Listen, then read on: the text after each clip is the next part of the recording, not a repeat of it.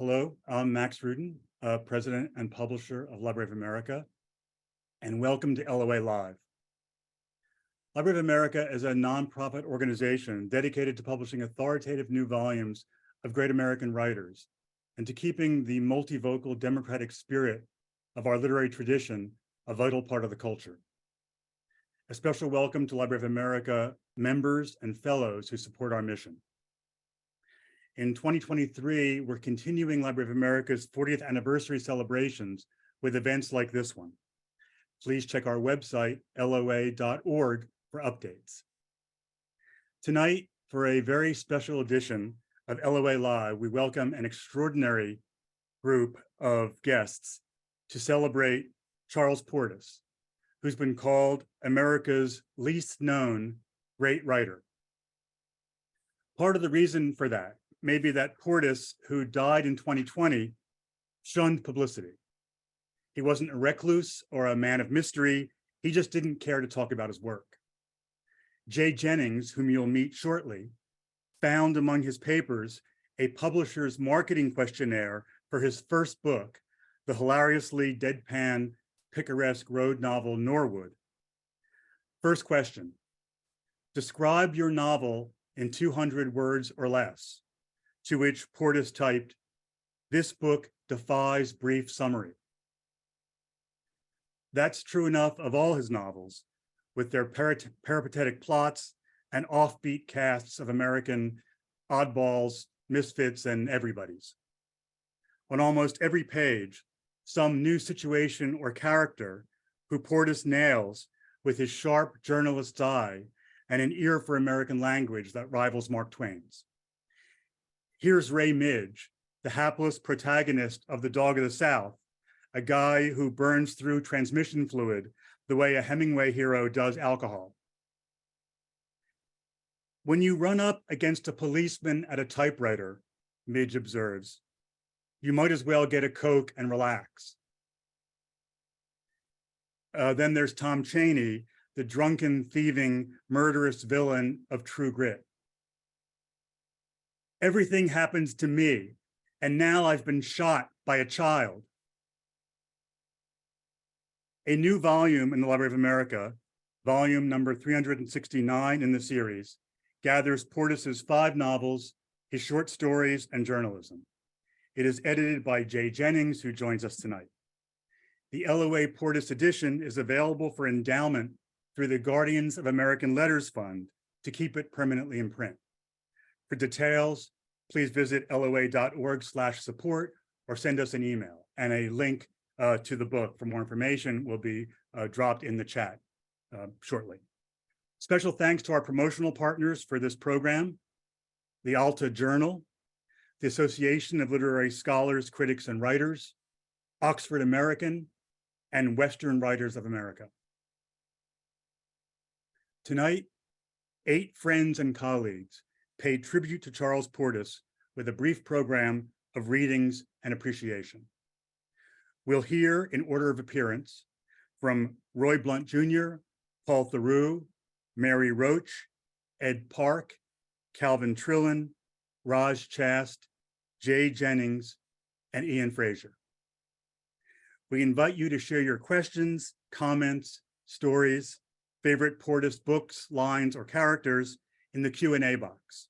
The Q&A button is on your menu bar. Please let us know where you're viewing from. And now it's my great pleasure to welcome Roy Blount Jr. Right. I'm Roy Blount Jr. I'm the author of 24 books, none of which gives me as much pleasure as any of the writings of Charles Portis. I got to be friends with him. I actually got to call my favorite writer Buddy, and that's you can't take that away from me. But it's hard, I think, to capture how really good he is. You can kind of overstate it to the point where people shy away from you. But it's the morality of fiction, somebody once wrote, is credibility. And he is just effortlessly credible while pushing the boundaries of likelihood. His characters are all wonderful talkers, sort of inadvertently wonderful talkers. I'll give you an example. There's a character named Dr. Symes, Synes, who is talking about an employee of his named Leon who stole all his money. This is the first part, sort of interesting. He's talking about Leon, said he didn't know the first thing about meeting the public, and he was never dressed properly. They'll bury that son of a bitch in his zipper jacket. I say that's interesting, sort of not autobiography, sort of biographically, because Portis himself received an award from the Oxford American for a Lifetime Achievement Award for Southern Literature, and he showed up at the banquet reluctantly, but then they introduced him to receive his award, and he wasn't there. He'd gone home already, and he had a suit on, but they went and found him, and he came and accepted the award in his zipper jacket. So there you go. But here is Dr. Symes talking about Leon. I always tried to help Leon, and you see the thanks I got. I hired him to drive for me right after his rat died. He was with Merle Brothers shows at that time, exhibiting a 50-pound rat from the sewers of Paris, France.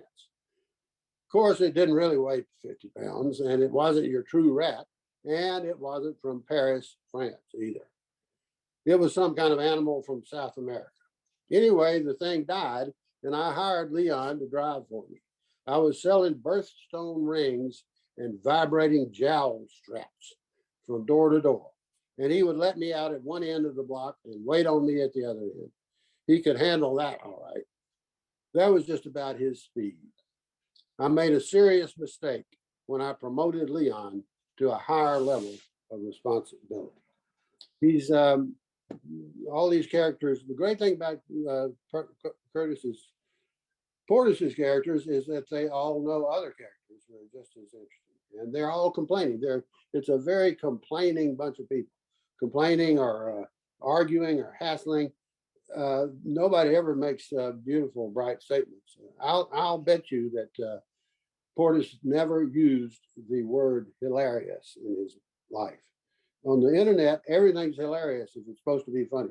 Everybody goes to, this was so hilarious. I want you to read this. This is so hilarious.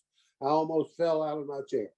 But Portis is not like that. He just lets his folks argue with each other, and they just are funny, and more than funny. They have a higher responsibility than just being funny, but they don't know it.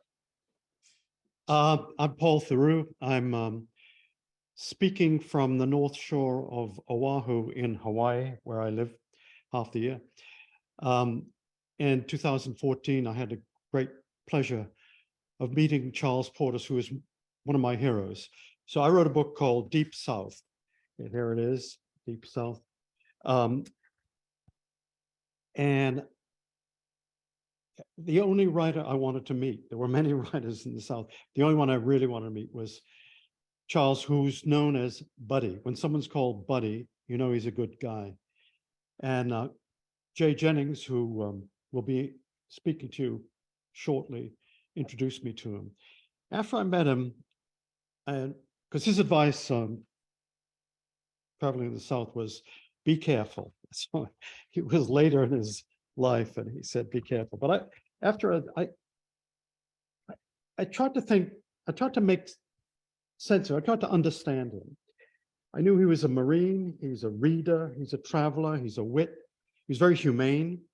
He's a mechanic, knows everything about cars, knows about Mexico, great traveler, very modest. But I think what struck me most was his sense of ironic detachment for human folly. And that he got from by being a Southerner. He could not have had those qualities if he'd been born anywhere else. Boston's full of racists, but Boston feels very superior. Charles Portis did not feel superior. He was modest and humane, and it gave him this kind of deadpan humor that you see throughout his work. So I was looking for a comparison, and I came across this comparison with Nikolai Gogol. So Gogol, described by Nabokov, said, great literature skirts the irrational. Portis is a strange creature, but genius is always strange. Something is very, in terms of his characters, something is very wrong, and all men are mild lunatics, engaged in petty pursuits that seem to them very important, while an absurdly logical force keeps them at their futile jobs. That describes Ray Midge, describes most of the people in the futility of it, but they pursue it, whether it's a wife gone away, or someone trying to find revenge or collect a debt. I think his least characteristic book actually is True Grit. The most characteristic probably Norwood or The Dog of the South. And then there's The Oddities, The Masters of Atlantis. But when I met him, I thought, he's one of the nicest men I've ever met. Writers are very unbalanced people. He's a very nice man, probably because he was a Marine. He can fix a car, he could drive, he knew about Mexico, he knew all about the South. He was in Paris, he'd been everywhere. He was, he had women friends, people adored him. But I think sort of the bottom line, the thing that I was most struck by was something that Jay told me. Portis drank in a bar in Little Rock called the Faded Rose. A woman came in, said to him once, "You're the greatest writer in the country." He said, "Lady, I'm not even the best writer in this bar." So you know that in many senses, he's unknowable. You can only know him through his work. I think it was probably the thing that I brought back from my Deep South book was meeting him. It was about 6 years before he died. I miss him, but to know him, you need to read his work. And I think probably start with Dog of the South or Norwood, then go on to True Grit. Thanks very much for listening to this. I think it's a pleasure that he was on this, that he's in Library of America, and all his work is available. My name is Mary Roach, and I'm an author. I write nonfiction that's sometimes funny, though never nearly as funny as Charles Portis. I've never met Charles Portis, but my husband frequents a used bookstore downtown, not far from where we live, and he brings back strays. And one day he came back with this book, Portis, and he read it and he said, "I think that you will like this book." I didn't like it. I loved it. It became my favorite book. It still is. I'm constantly telling people, and people say, "Could you recommend some authors that you've really enjoyed?" And I never say, I don't never, but I'm often throwing Norwood into the mix, or True Grit for that matter, just because I love as a writer, I love Charles Portis, like word by word and line by line. I love the characters, and I love the humor. I don't want to, I'm going to use that word, hilarious. I don't want to use that word, but I think I can demonstrate in a few snippets why and what is so unique and uniquely funny. So Norwood is a road trip book. Norwood Pratt has just gotten a hardship discharge from the Marine Corps to go home. His father has died, and he needs to see to his sister Vernell, although she is an adult. So he gets there and finds that his sister Vernell has taken up with a pipe smoking prig named Bill Bird. And we know in a few words that Bill is a prig by Portis saying, "Bill taps the newspaper with his pipe." He just kind of, who he is right there. So he also, Bill Bird, usurps the bathroom and leaves hairs in the soap. So I have this short passage I want to share with you. Okay, it's breakfast. Norwood and his sister are in the kitchen, and Bill Bird is in the bathtub as usual. Okay. "Well, when you run out of money," came the Michigan voice of Bill Bird through a cloud of bathroom steam, Vernell and I will not be able to send you any. Norwood speared a sausage patty with his fork and gave it a hard flip through the bathroom doorway. Hey, said Bill Bird, all right now. He emerged from the steam in some green VA convalescent pants that were cinched up with a drawstring. Except for his tan shoes, that was all he had on. He was holding the sausage on his open palm, level, like a compass, and he was studying it. Did you throw this, Norwood? What is it, Bill? You know what it is. It's a sausage. I wondered what that was, said Norwood. I saw an arm come in the back door there and chunk something across the room. I thought maybe there was a note on it.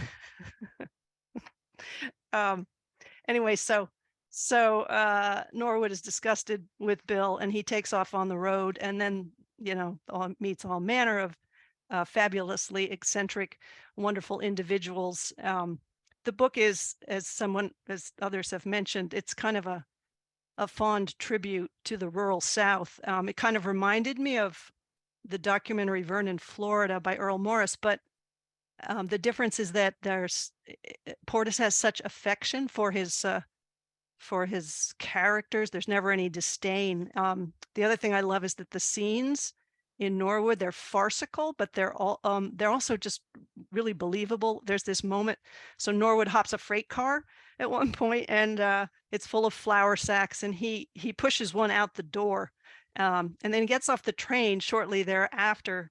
And there's he encounters a short little angry man covered head to toe in flour and they get into a fight and Norwood, he jumps onto Norwood's back, this little guy who's head to toe in flour, and the floured guy's companion comes up and this conversation ensues while the little guy is still on Norwood's back. And this is this seriously very Charles Portis dialogue here. So you've got the guy on the back covered in flour holding on, and Portis goes, "You better get him off me." The other guy goes, "Eugene doesn't weigh very much, does he?" "Well, I still don't want him on my back." And the other guy, "He's light enough to be a jockey. Of course, he's way too old." And then there's a little more thrashing and Norwood's trying to hit him with his elbows.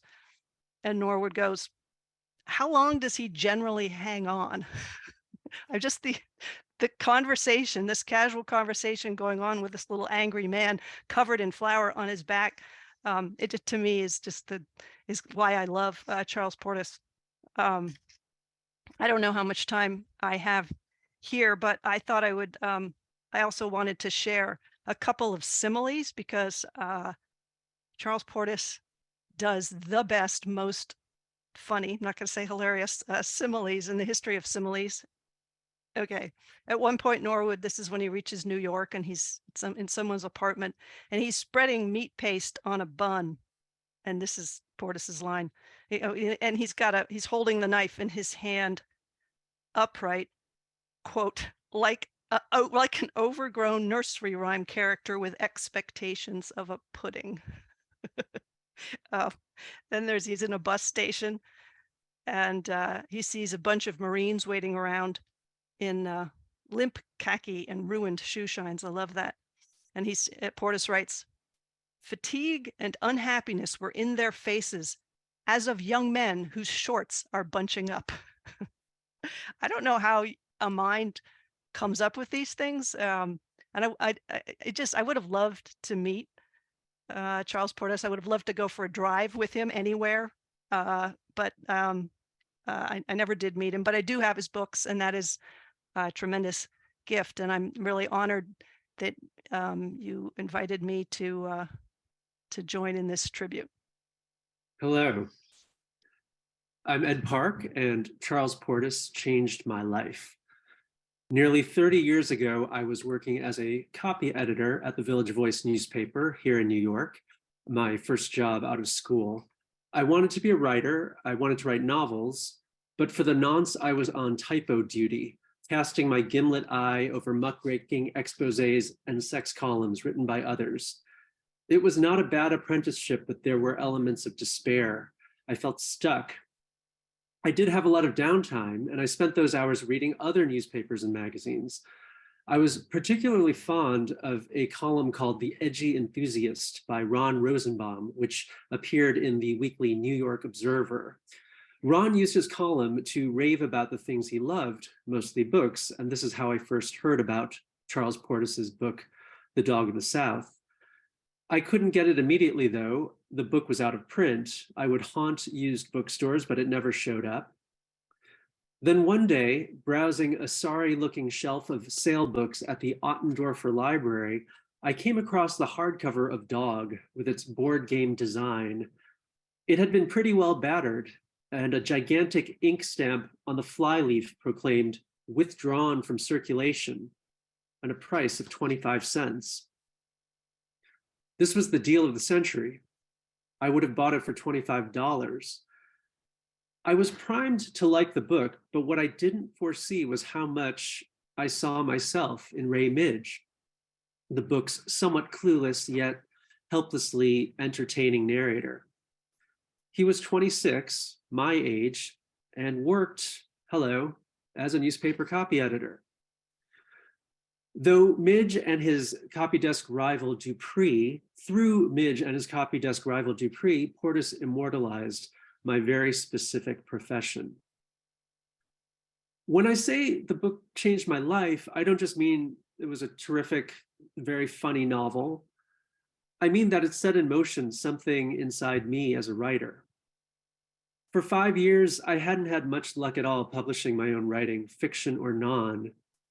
But around 2002, I had the chance to help start a magazine, which I did, called The Believer. It would be dedicated to what's now retroactively called long-form nonfiction. And I wanted to give an example in the first issue of the kind of piece that belonged in its pages. And so I don't quite know how I did it, but I wrote 7,000 words on Charles Portis. It was like I'd been waiting my whole life to do it.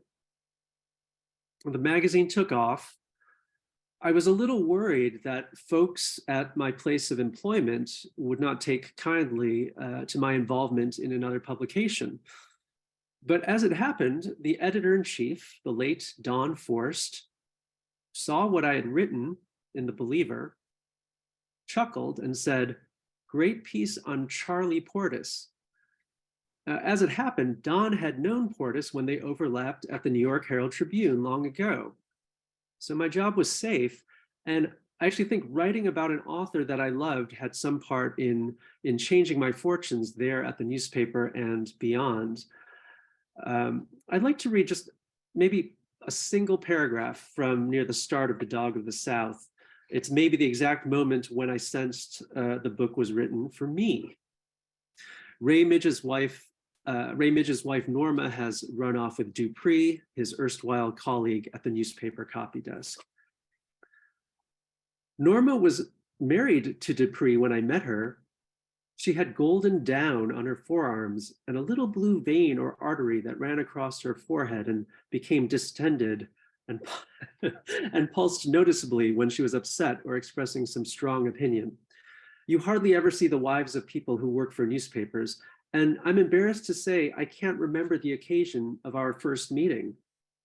I had sat next to Dupree on the rim of the copy desk. In fact, I'd gotten him the job. He was not well liked in the newsroom. He radiated dense waves of hatred, and he never joined in the friendly banter around the desk, he who had once been so lively. He hardly spoke at all, except to mutter, "Crap," or "What crap?"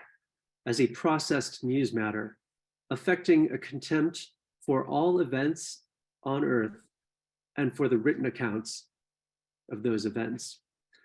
Thanks so much. I give you now to the great Bud Trillin. My name is Calvin Trillin, and I'm a longtime fan of Charles Portis's work. When my daughters were younger, we had True Grit as a sort of all-family bedtime reading novel.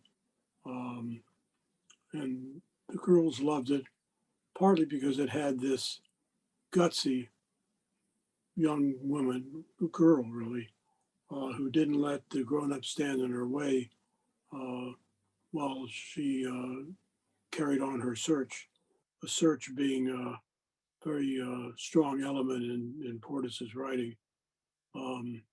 She had what I think would be called these days agency, which was something my girls liked a lot. I loved it, of course, partly for its humor.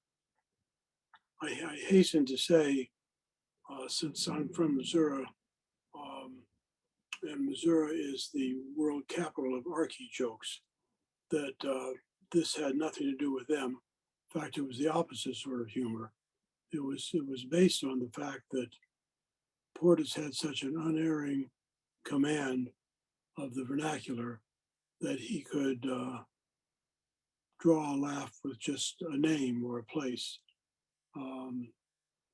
I used to take a course in college called Daily Themes, where you had to hand a little vignette to the teacher every weekday morning. And they were later translated into numerical grades, but for each vignette you handed in, you got a letter grade, A, B, C, D, or W. Nobody knew exactly what W meant, but most people thought it meant worthless. So the rule about it in Daily Themes, they had a couple of rules. They were very individual, like no O. Henry snap endings and that sort of thing. But then they had 4 or 5 sort of mantras of writing. The only one I can remember is individualized by specific detail. So that if you were writing about, say, Mackenzie King, the longest serving Prime Minister of Canada, who believed that he was communicating with his deceased dog, you'd be better off to make that sentence believed he was communicating with Pat, an Irish Terrier, individualized by specific detail. Portis was a master of individualized by specific detail. I don't think he could have mentioned a car as opposed to a blue Ford, a blue Ford Torino. He was also a master of the vocabulary. Mr. Symes, who I guess it was Dr. Symes who's been mentioned, who caught up with Midge in Dogs of the South when Midge was driving a borrowed 63 Buick Special, believed that somebody named John Selmer Dix was the greatest writer who ever lived, and was constantly talking about how great John Selmer Dix was. And Midge finally said, I've heard that Shakespeare was a pretty good writer. And then Symes says, well, what I think must be my favorite quote from all of Portis's books. Symes says, Dix puts Shakespeare in the shithouse. Thanks very much. Hi, I'm Roz Chast. I draw cartoons, mainly for The New Yorker. I hope you forgive me. I'm going to read this off of paper. I didn't discover Charles Portis until I was in my mid-20s. I knew he had written True Grit, but the first thing of his I read was The Dog of the South, which completely knocked me out. It was up there with some of the funniest writing I'd ever read. It was not shtick, and it wasn't somebody trying to make me laugh, which is something I really hate. Reading him made me feel he was just trying to tell a story as it happened, and if I found it funny, that was great, and if not, that was okay too. Portis's stories are not about plot or suspense. There are no complicated tales of international intrigue or heartbreaking romances. They're about his characters, his Grady Frang, the credit king, and Edmund B. Ratner, the second shortest midget in show business, and the world's smallest perfect fat man, and Rita Lee, the love of Norwood's life, whom he meets on a Trailways bus. They're every guy's and every gal's. His tales are filled with fantastic details, like Joanne, the only chicken with a college education who wears a tiny mortarboard, or the guy in the clown shoes who comes into a bar in The Dog of the South and hands the narrator his card on which is printed, "Quit your belly aching." His characters are people you will only meet in a Charles Portis story. They're so-called regular people, but when you get up close and listen in, they're not regular at all. They're deeply strange and hilariously idiosyncratic, like Ray Midge in The Dog of the South, who, when he goes to a bar and orders a beer, holds the handle of the mug in his left hand because, he figures, there are fewer lefties and therefore fewer lips have touched that side of the glass. Of course, they wash their glasses, but you can't be too sure. There's something also about his characters and his stories that's deeply American. I don't know exactly what that is. Maybe it's a kind of skepticism mixed with a kind of naivete. Also, his stories convey that the sense that this is a very, very large country that hasn't been around for that long, and there are certainly pockets that are very weird. There's not a whole ton of ancient ruins or castles. It's mostly miles and miles of half-abandoned shopping centers and tiny towns and peculiar motels and tons of gas station and a whole lot of I don't even know what in between. If you go on a Charles Portis jag, it will affect the way you see the world. You'll tune in more closely to what's around you. You'll find yourself overhearing Portis-like conversations everywhere, like the one between the two guys in the hardware store having an argument about the newest model of the Acme 4000 smart screwdriver with a built-in USB drive. This never came up in any of his books. I'm just making this up. One of them believes that it's the greatest thing since sliced bread, but the other is sure that Acme people are just trying to pull the wool over everybody's eyes because smart screwdrivers are sending all that data to the government, which the Acme people are, of course, in cahoots with. I mean, who doesn't know that? My two favorite Portis books are The Dog of the South and Norwood. Both of them are stories about a man who goes on a journey to retrieve something that in his mind is rightfully his and what happens to him along the way. It's a little bit Don Quixote, a little bit Ulysses, and nothing very grand or heroic. It's about getting through the day or through one's life and trying to be a decent person and not screw the whole thing up too badly or land in jail. I guess that's the same thing. There are very few writers who make me literally guffaw out loud when I'm reading, and Portis is one of them. Anyway, that's it. Hi, I'm Jay Jennings. I'm the editor of the Portis volume for the Library of America. I'm going to read something I wrote about my friend of 30 years, the late Charles Portis. Imagine you're an aspiring writer from Little Rock. Back in your youth, you knew of only one writer in Little Rock, one who had published books that made their way in the wider world. One was a Western, and you didn't like Westerns because Westerns weren't literature, and you wanted to write literature. Yes, you had a master's degree, and you were kind of an asshole. But you read the next book because the main character was from Little Rock, and you knew no other book where the main character was from Little Rock, and you wanted to write a book about Little Rock. All the main characters in literature were from London and New York and St. Petersburg, but the book with the character from Little Rock was the funniest book you'd ever read. And because Little Rock is little, your parents lived in the same apartment complex as this writer, so you had his address. So one day, after you'd left the dead-end teaching job you hated, you wrote Charles Portis a note. His latest book, Masters of Atlantis, had just come out, and it was perhaps even funnier than Dog of the South, but that depended on which one you had read last. And in your note, you told him you were preparing to move to New York and make a career as a writer. And you asked if he would sign your copy of his book. And quite unexpectedly, he invited you to meet him for lunch at a place called the Town Pump. You met a couple more times that fall before you moved, and you learned, among other things, that the best writers were the ones who made readers turn the page, that the best house bourbon was 10 high. And after you moved to New York and you'd published a few things, you sent them to him and he wrote you nice notes back. You also wrote to Roy Blount Jr. and got a nice note back. You were learning through these men and their examples to be less of an asshole, both as a person and a writer. You corresponded with Mr. Portis, and when you were back in Little Rock visiting your parents, you drank 10 high with him at Steak and Ale or Cajun's Wharf or the Town Pump or the Faded Rose. Once, when you were at sea in New York and decided to apply for an MFA program, you asked Mr. Portis if he would write you a recommendation, and he did. And you did not get into the MFA program. You crumbled the rejection letter and threw it in the trash, and then you wrote to Mr. Portis out of obligation to tell him you did not get in despite his kind recommendation.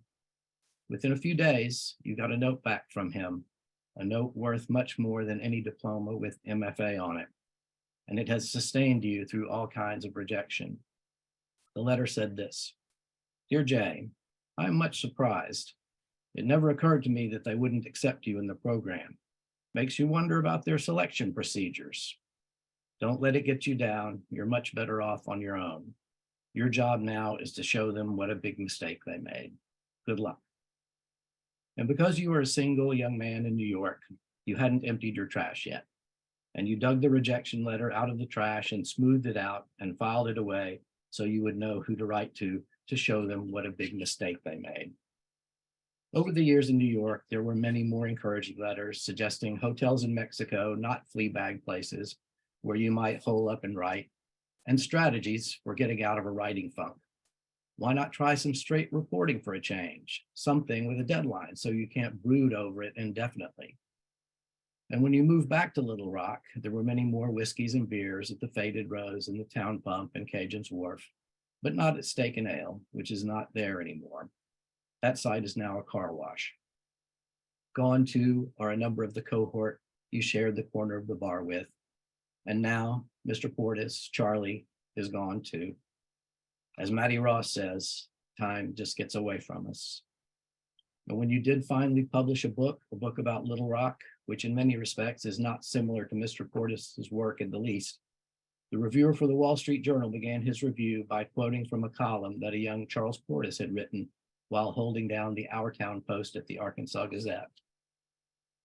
The Wall Street Journal reviewer went on to say, "Like Mr. Portis, Jay Jennings is a native son with deep roots in the area and an abiding love for the people and place. You don't intend for this to be so self-aggrandizing, so you'll now drop the second person device for the direct first person. It is my proudest moment as a writer to be compared to Charles Portis. But what people who only know Mr. Portis the person with the word reclusive in front of his name don't know, and what I want to tell you and them, is that he showed kindness and gave encouragement to me when I had no right to expect it. He referred to me and treated me as a fellow writer when I hadn't yet deserved it. In short, in addition to being the quality of writer who deserves a Library of America volume, he was also a good and kind person. And if I was proud to be compared to him as a writer, I was prouder to call him a friend. Also, True Grit is literature." Thank you. Hello. I'm Ian Frazier. I am a writer of humor and nonfiction. And I'm in Montclair, New Jersey. True Grit is my favorite Portis book, and it's one of my favorite books of all time. And it's a book I'm certainly among many who have read it and reread it and know parts of it by heart. And I've the charm or the sorcerer's charm of the words true grit, I've contemplated and wondered about. I was reading a book, an old anthology of poetry, and it was actually just like a few days ago, this anthology of American poetry, and I was reading the work of James Russell Lowell. Now, not much read today. James Russell Lowell lived, I think, 1819 to 1891. And this poem is it's a protest poem written in dialect in 1846, and it is protesting the Mexican War. And James Russell Lowell is writing in this kind of hayseed voice. and about how dumb the recruitment process was. And it's, I mean, it's about the insanity of attacking these people. And it's a passionate poem in a kind of rural voice. And when he, at the end of the poem, he says, you know, and it's called the Bigelow, it's part of the Bigelow Papers. And at the end of the poem, he says he really, he thought it was great, and he showed it to his preacher. And the preacher read it and liked it and said, this was the true grit, this poem. And he capitalized true in this, it's capital True, grit. And I had never seen it written out. I'd heard people talk, but I had never really heard the phrase. I knew people who had grit, but I never really heard true grit. I never kind of knew. Well, it goes way back, I guess, if it's in this poem from 1846. And I think it has a really deep meaning. The book now, when we think of true grit, that's what we're thinking of. We're thinking of the book, and we're thinking of the movies, the plural movies that have been made about it. But the book is a story about a quest for justice, but it's also a quest of faith. It's a spiritual quest. Maddie, and I don't have to say who Maddie is, and I'm also going to assume that by talking about the ending of the book, I'm not spoiling it for anybody. She is a person of deep Christian faith, as she tells you. And a conversation that she has at the beginning of the book prefigures the whole book. Maddie has outsmarted a horse trader named Stonehill, Colonel Stonehill, and she has got him to pay her $325 for various problems that he has. He was holding her father's horse, and Tom Chaney stole the horse, and anyway, he has some liability there, and he just wants to get rid of her, so he gives her $325, and with that money, she can hire Rooster Cogburn. And so, and she's, you know, about to leave, and she comes back to Stonehill's horse barn to finish some final details. And when she walks in, Stonehill is, oh, here she is again. He's not real happy to see her. And he says to her, I just received word that a young girl fell headfirst into a 50-foot well on the Towson Road. I thought perhaps it was you. And Maddie says, no, it was not I. And then she talks about her plans, how she's going to be leaving.